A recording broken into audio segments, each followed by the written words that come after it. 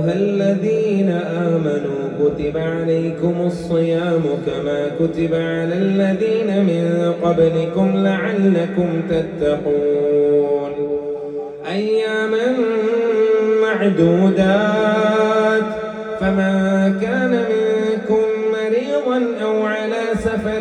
فعدة من أيام أخر وعلى الذين يطيقونه فدية طعام مسكين فمن تطوع خيرا فهو خير له وأن تصوموا خير لكم إن كنتم تعلمون شهر رمضان الذي أنزل فيه القرآن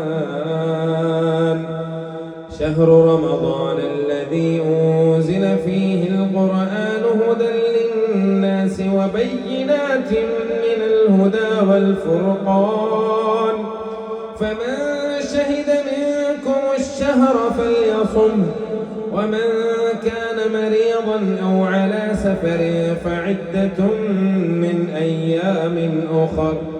يريد الله بكم اليسر ولا يريد بكم العسر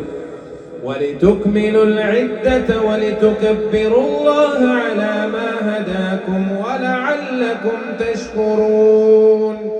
وإذا سألك عبادي عني فإني قريب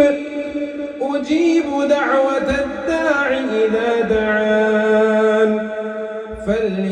فليستجيبوا لي وليؤمنوا بي